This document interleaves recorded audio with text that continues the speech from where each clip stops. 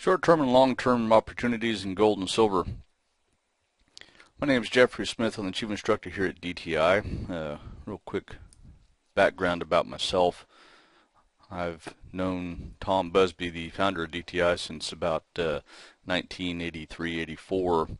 My father sent me down to his office to start learning how to trade at the ripe old age of 17, and so he's been my mentor for really the past 25 years or so. We started trading in the futures markets in about 92, or I did anyway, and was trading stock and currency bonds before then. The market became a hobby of mine after a while. I went off, got a couple of degrees in engineering, and was a pipeline engineer for about 10 years. And in 2000, after I got moved up into management, Tom convinced me to come down to Mobile to help him teach people how to trade, and so I've been trading and teaching ever since. So just a real quick background there. Trading is risky. This is kind of the lawyer stuff here, but you can lose money trading. Past performance is not indicative of future results. I'll give you all a second to kind of read through the old risk disclaimer here, and then we'll continue on.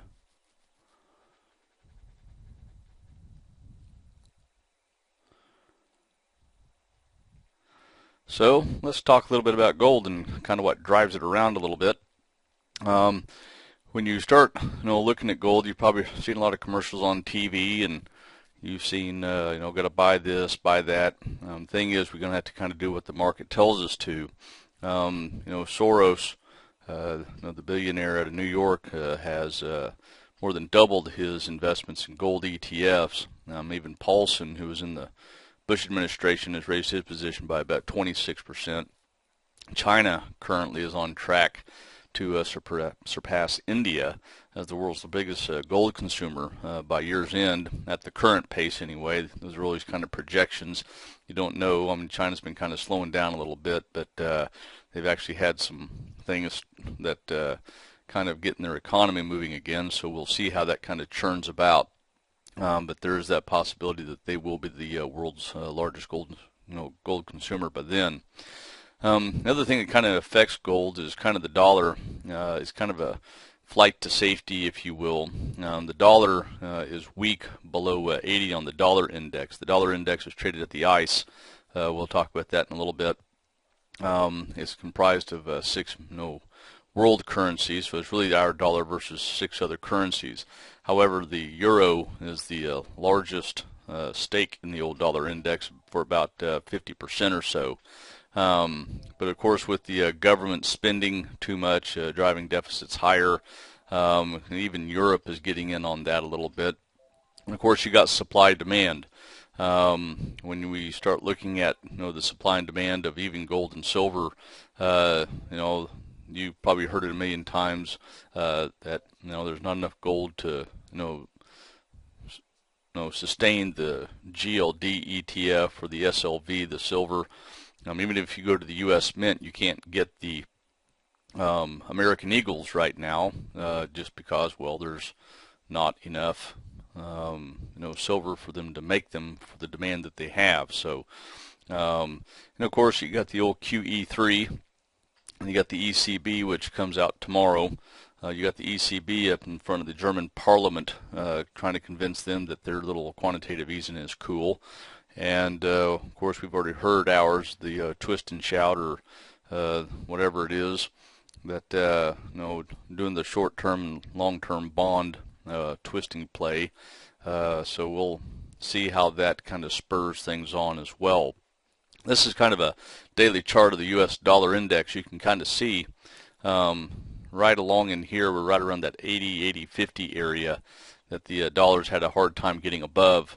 And they had this high back over here at 84.61. You've probably heard it a million times, people on TV saying that the dollar's at its all-time lows and everything like that.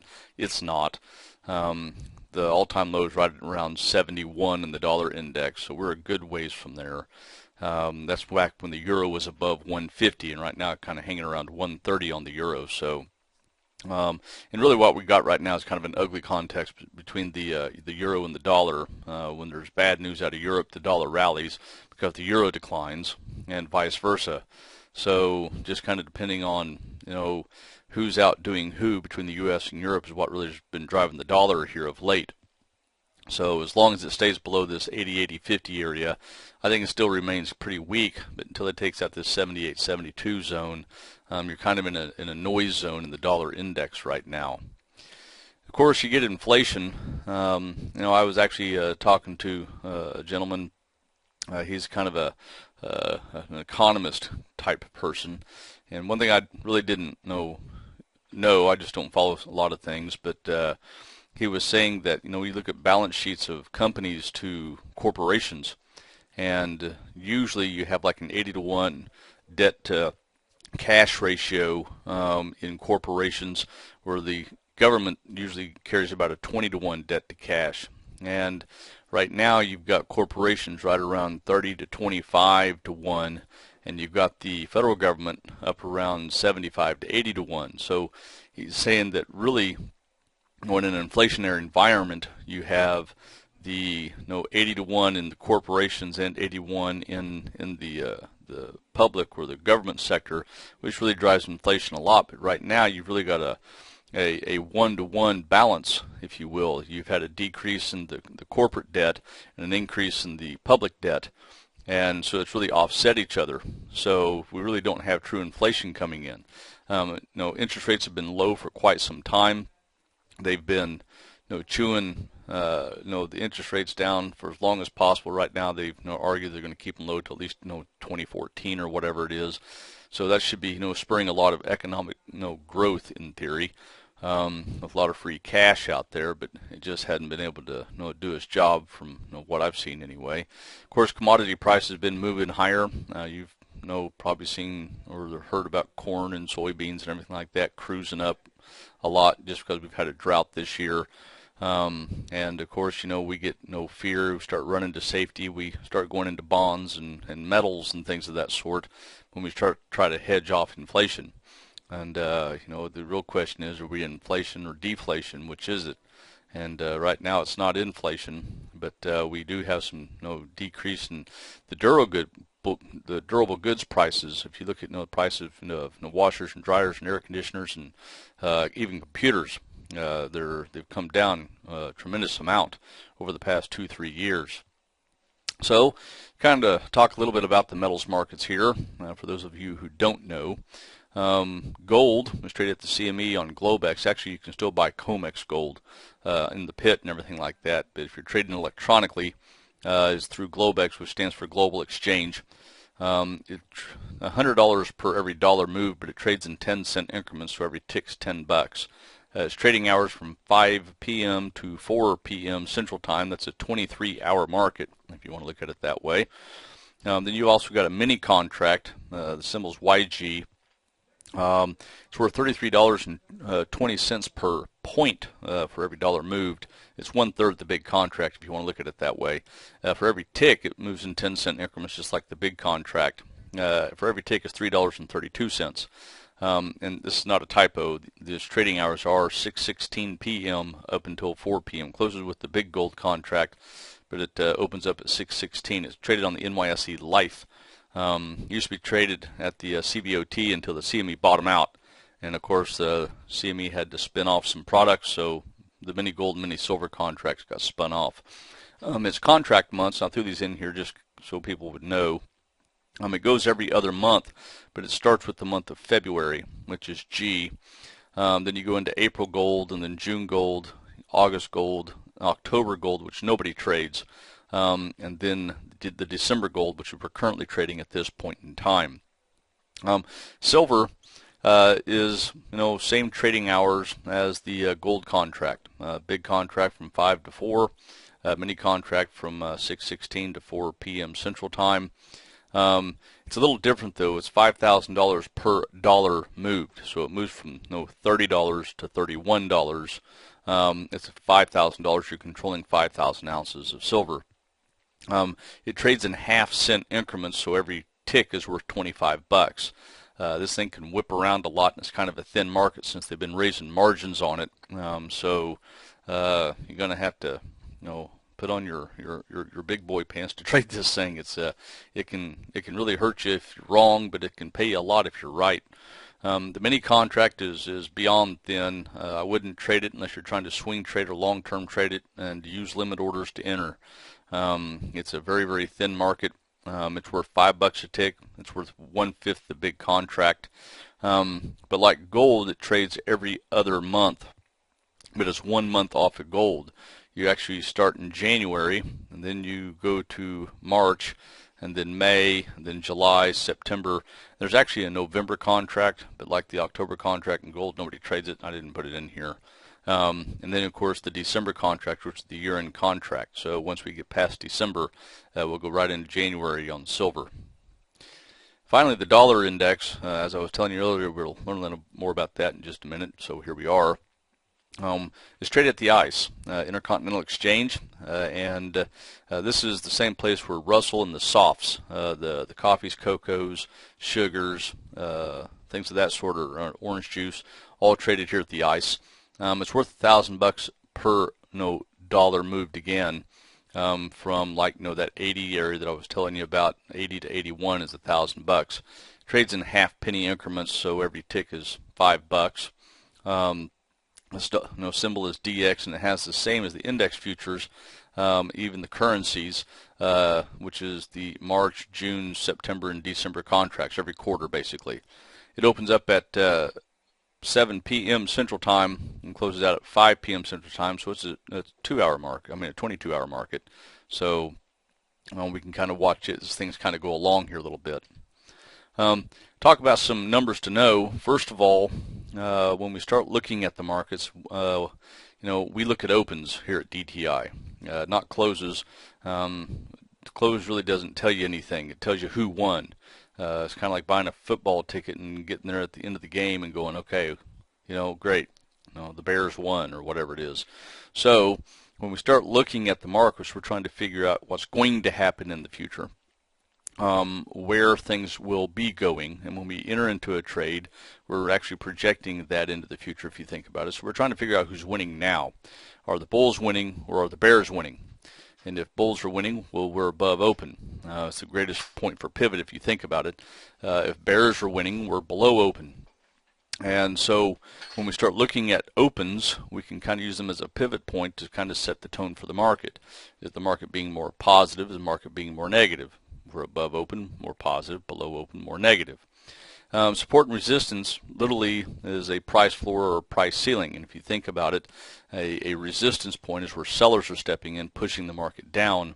And a price floor is where buyers are stepping in, pushing the market back up. So we're always trying to figure out where the buyers and sellers are. If you think about highs and lows of a day, well, a high was made because sellers stepped in and pushed it back down, and lows were made because buyers stepped in and pushed it back up. So that's what we're looking for here when we're looking at support and resistance. Where can the market can't get above, and where can it not get below? And it all depends on the trade horizon, the time of your trade, whether you're a long-term trader, intermediate-term trader, short-term trader, intraday, whatever it is. You'll be using different support and resistance points just because, well, the longer the term of the trade, the more risk you'll have to have, but the greater profit you'll be looking for. So we're looking for different support and resistance points as we kind of look at these things. So kind of give you a way I look at things, especially on a long-term look here. I use a weekly chart. And I, of course, I look for the areas of support and resistance, but I use also a 3/21/65 average. It's a simple moving average. That's a 3-week, 21-week, and 65-week moving average. And here's a real quick weekly chart of gold. And this takes us all the way back to the beginning of 2011. So we're looking basically at 2 years here. And you can kind of see where we kind of peaked out in September of 2011. Up here at this 1923, and since then they've just kind of been trying to move back up here, but they got a pretty good little resistance right around this 1800 area in gold. And so until we really get back above 1800 to be able to run back up to the 1900 area on a longer term basis, we're kind of chewing around a little bit. One thing that's kind of interesting though is this purple line here is that 65-week moving average. Now if you think about 65 weeks, that's kind of a long ways out. I mean, the first point is over a year ago, right? So Then you have this 21-week average. Then you got this little blue line. That's a 3-week average. And you'll notice that the 3-week is above the intermediate term and long-term averages. So it was basically in a pretty decent little buy here, right around the 1680 zone. And of course, it ran up about $100, which is a decent little trade on a little swing type basis. But you notice that it's pulling back down now. And I hadn't quite gotten back to the 65-week average. And actually, if you looked at the 65-week average all the way back to 2003, you'll notice that gold has a tendency to really bounce off of this, and you can see where it kind of touched here. Really bounce off that 65-week average. And of course, they crossed below it here in May, June of this year, which was the first time they've done it in years. You could almost say a decade. And it held very, very well right around this 1500 area. Of course, it's kind of snapped back up now. But right now we're in a little bit of corrective mode in old gold and silver. And you'll notice here gold's kind of pulled back. When we look at the silver chart, you'll see a little different story here. It's actually at its 65-week average, even though it has kind of the same pattern, spike up. But these two big red bars that you see here, remember this is a weekly chart, these two big red bars that you see right in here are actually 27% corrections in silver last year. We had two of them, one in May and one in August. They were pretty substantial. That's really what's pulled silver down a whole lot harder than what gold has. If you go back and look at that gold chart, you notice we have a pretty good sell-off here, and there's a little red bar in here. But these aren't anything near 27%. I mean, you lost about 150 points on this one, and right around 100 points or so on that one. Well, 100 points isn't even 10% in gold. So you didn't correct down near as hard in the gold market as you did in the silver market. And this is because they raised margins. And on a contract that's already got thin trading, you can move a market very, very quickly. So, but anyway, going back to current status here, we've got both gold and silver above their intermediate term and long-term averages, but you'll notice silver's down here trading right on that 65-week moving average, and you kind of see when they cross below it here, they've had a hard time getting back above it. And that's the one thing we've been kind of watching for, is just to see if silver's going to cross back below here. If we do that on a longer term basis, it's back to negative again. Of course, if it takes out 30 down here, it gets real negative. Now, they've been doing a real good job holding above the 2650 area in silver, so we'll see if they can still maintain that. But right now, as long as they stay above $30, we ought to be okay, but it's getting pretty weak in here. This is a daily chart. This kind of gives you a little different picture. Kind of the swing trader kind of thing here instead of a longer term trader. The short term is crossed below that 21 week day average, so it's in a downtrend right now. Of course, we saw that kind of pulling back. It hadn't broke the 65-week moving average, and even the 65-day average is still above that. So as long as gold stays above 1700, if you're long, you ought to be okay. But you had a decent little rise back over here, breaking above 1600 back over here, and it's just been kind of bouncing kind of off of this 21-day average, have for a nice little trend up. But right now we've kind of turned bearish on gold, but until it takes out this 1700 on a intermediate term basis, it still remains up. But right now, if it's going to continue to correct down, we're going to have to be very, very cautious if we're trying to bottom feed in here. Silver, on the other hand, is real close to that 65-day average. It's been a nice little decent short down and through here, but you notice it's on the 65-week average also. So if it starts taking out at right around 31.50, 31.30, it's going to be negative on intermediate term. If it does that, we're going to be below that 65-week average. So long-term, intermediate term, even short-term, it's going to be negative. So we start looking at this picture of positive and negative. Right now, we're in downtrends in the gold and silver market. So it's not really wise to be trying to buy something until it starts bottoming out, or at least this starts curving back around to the upside. So when we start looking at trading in these markets, never, ever trade without a stop. I mean, these markets can move very, very quickly. Crude oil can move fast. Gold and silver can move fast. It doesn't matter which one. So when we start looking at these markets, we We're going to have to kind of figure out where we want to enter first, where our protective stop's going to be, and where our profit target's going to be. Plan that out first. That way you can be prepared as you start getting into the trade itself. Always set a tilt number. This is a point at which if you lose that much in a day, you quit. That way we can keep our losses small and manageable, and of course we can maximize our profits a little bit. And I always try to finance my trades a little bit. If I can trade multiple contracts in the market, silver's kind of hard to do that, but gold's pretty easy to do that with.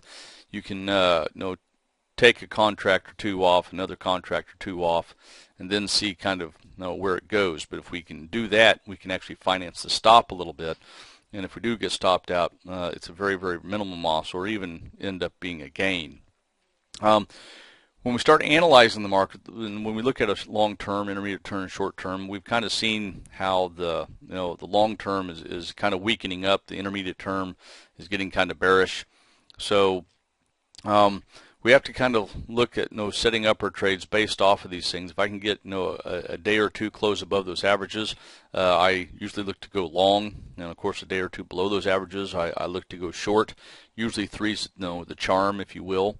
But use your opens. How are we trading based off open? Even if you're trying to enter into a trade today for holding it for the next 3 months, the thing is we don't want to buy it when it's moving down.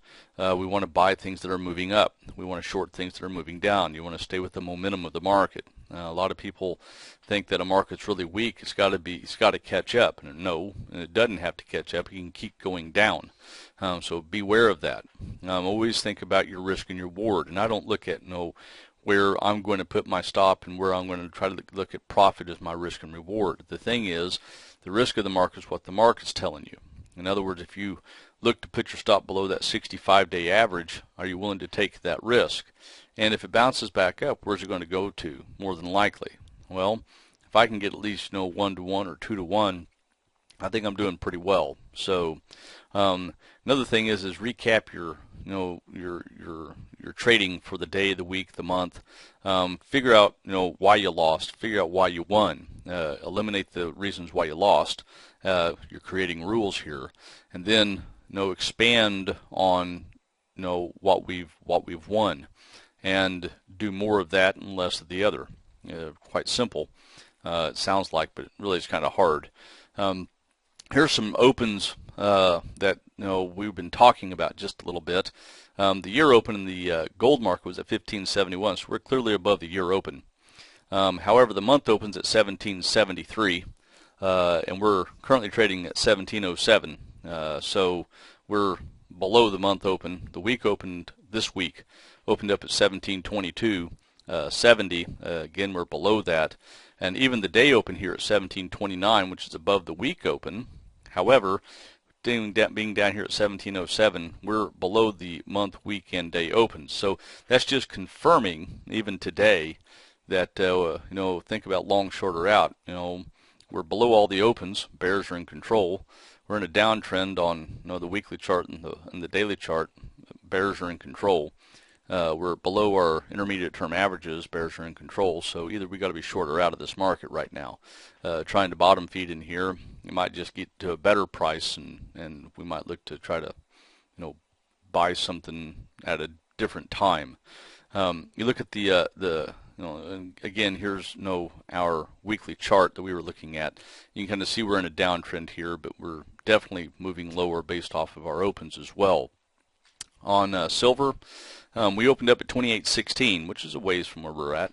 And of course, gold is well up for the year as well. But again, we've got a 34.53 month open. We have a week open at 31.99. Day open at 32.39. We're down here at 31.64 right now. Again, same picture as gold. We are below all of these opens. And seeing that we're below all these opens, again, we're in a weaker market. So again, bears are in control on a short-term basis, intermediate-term basis, and right now a longer-term basis, especially at our current price. If we close below here, we're going to be below that 65 week average.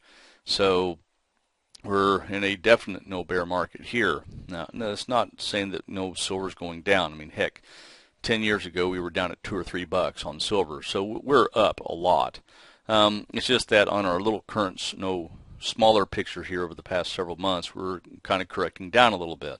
So if you're just a buyer of gold and silver, then definitely be patient and wait. You'll have another buying opportunity before long, more than likely. I think gold and silver are going to be going up on a longer term basis, but you don't ever have a market that goes straight up.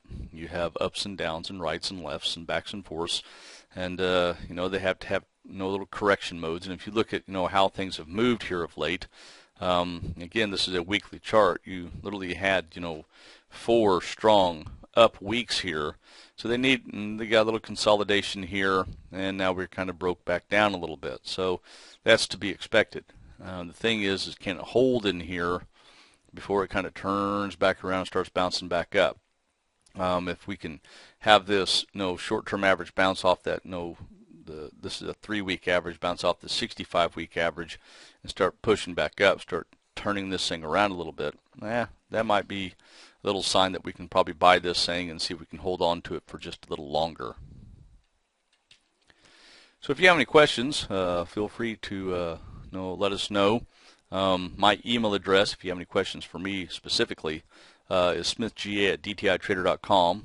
Of course, you can visit our website at www.dtitrader.com. We actually every Wednesday have a free pass. We actually have a traders chat that works 24 hours a day. So if you want to tune in, go to our website. You can sign up for that and go from there. So if you have any questions, let me know. Otherwise, thanks for having me, and have a great and wonderful day.